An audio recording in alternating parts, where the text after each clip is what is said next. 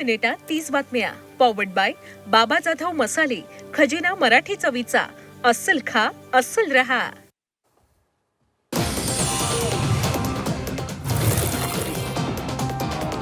दिल्ली दरम्यान नमो भारत रॅपिड रेलची चाचणी यशस्वीरित्या पार पडली आहे. पंतप्रधान नरेंद्र मोदी 22 फेब्रुवारीला या सेवेचं उद्घाटन करणार आहेत.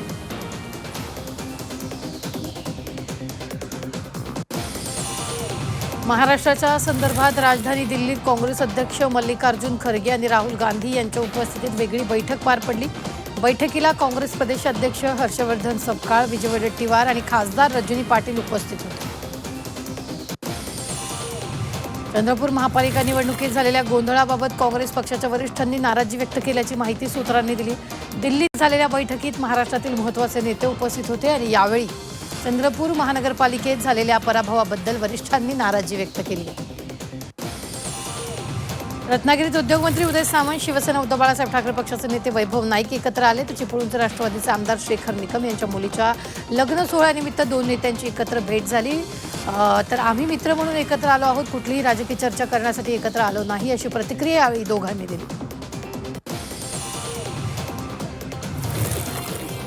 अकलूजच्या मोहिते पाटलांना कुठलेही राजकीय छत सहजासहजी उपलब्ध होणार नाही, असा टोला ग्रामविकास मंत्री जयकुमार गोरेंनी लगावला. गरज पडली तेव्हा सावली शोधली आणि पुन्हा सोडून दिली, अशी मोहिते पाटलांची कार्यपद्धती असल्याचा आरोप त्यांनी केला. टिपू सुलतानचा फोटो लावला तर तोंडाला काळं फासणार, असा इशारा भाजपनं मालेगावच्या महापौर उपमहापौरांना दिलाय. टिपूचा फोटो लावण्यासाठी परवानगी का दिली यावरून आयुक्तांवर गुन्हा दाखल करणार असल्याचंही भाजप पदाधिकाऱ्यांनी म्हटलं.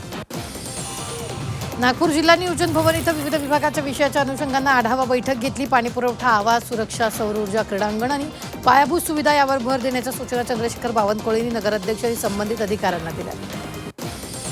नाशिकच्या नांदूर मधमेश्वर पक्षी अभयारण्याच्या 40व्या वर्धापन दिनानिमित्त भुजबळांच्या हस्ते प्रकाशन करण्यात आले. संपर्क कार्यालयात वन्यजीव विभागाच्या अधिकाऱ्यांच्या उपस्थितीत हा प्रकाशन सोहळा पार पडला. विविध रंगीबेरंगी पक्षाची आकर्षण छायाचित्र समाविष्ट करण्यात आली आहेत. 7 मार्चला यवतमाळमध्ये किसान संमेलन होणार आहे. यात देशभरातील काँग्रेस नेते आणि शेतकरी यवतमाळमध्ये जाणार आहेत. राहुल गांधी आणि मल्लिकार्जुन खरगे यांच्या नेतृत्वात हे किसान संमेलन होणार आहे. केंद्रीय प्लास्टिक प्रशिक्षण संस्था सिपेट चंद्रपूर यांच्या वतीने एकदिवसीय राष्ट्रीय चर्चासत्राचं आयोजन करण्यात आलं. विविध नाविन्यपूर्ण प्रशिक्षण कार्यक्रम राबवले जात आहेत. शाहीर पठ्ठे बापूराव पुरस्कार ज्येष्ठ ढोलकी वादक पांडुरंग घोटकर गुरुजी यांना जाहीर झालाय. तसंच पवळा पुरस्कार मोडनिंब येथील लावणी नृत्यांगणा प्रमिला लोदगेकर यांना, तर तमाशा साहित्यिक बापूसाहेब जिंतीकर पुरस्कार जाहीर झाला. जळगाव भूमी अभिलेख विभागाच्या कर्मचाऱ्यांनी कार्यालयासमोर विविध मागण्यांसाठी आंदोलन केलेलं आहे. नवीन आस्थापना मंजूर करणं तसंच वेतन श्रेणी यासह विविध मागण्यांसाठी भूमी अभिलेख विभागानं कर्मचारी आक्रमक झाले. सोशल मीडियाद्वारे राहुल गांधी यांनी काँग्रेसच्या 25 खासदारांना जीव मारण्याची धमकी यावेळी दिल्याच्या विरोधात काँग्रेस आक्रमक झाले. पुणे शहर काँग्रेस कमिटीच्या वतीने निषेध आंदोलन करण्यात आलं आहे.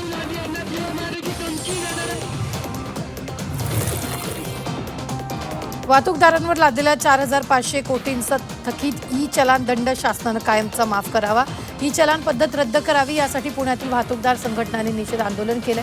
तर शारीरिक तपासणी सुरू करण्याचं आरटीओनं तात्काळ मान्य केलं. राज्यात 10वीच्या परीक्षा सुरू झाल्यात. अहिल्यानगर येथील परीक्षा केंद्रावर विद्यार्थ्यांची तपासणी करून वर्गामध्ये प्रवेश दिला गेला. 10वी आणि 12वी बोर्ड परीक्षेसाठी परीक्षा केंद्रावरील प्रत्येक वर्ग खोलीमध्ये सीसीटीव्ही बसवण्यात आले. नंदुरबारमध्ये कॉपीमुक्त अभियानाचा फज्जा उडाला. 10वीच्या परीक्षेत मोठ्या प्रमाणात कॉपी केल्याचं उघड समोर आलेलं आहे. पोलीस बंदोबस्त नसल्यानं कॉपी बहाद्दरांची चांदी झाली आहे. भंडाऱ्यातील जिल्हा सामान्य रुग्णालयात रुग्णांच्या आरोग्याशी खेळ सुरू आहे. रुग्णांच्या आहारात कच्ची चपाती, कच्चा भात असल्याचं समोर आलंय. डाळीच्या नावाखाली केवळ पाणी दिलं जात असल्याचा प्रकार समोर आला आहे.